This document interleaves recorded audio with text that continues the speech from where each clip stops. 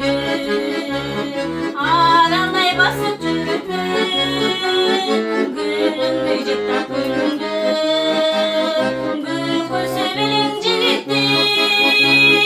Gül kuşu bilinci gitti.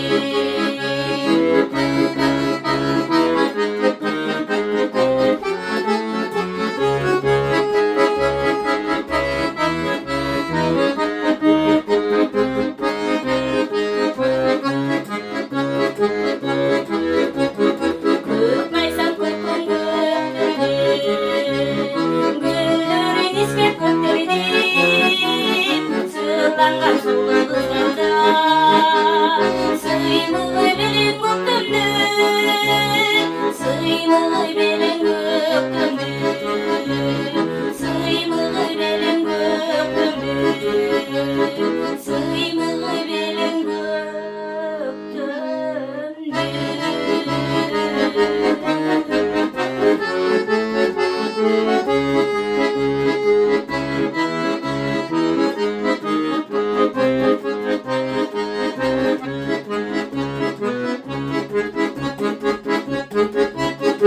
Ay yazamaz. Bana gel be.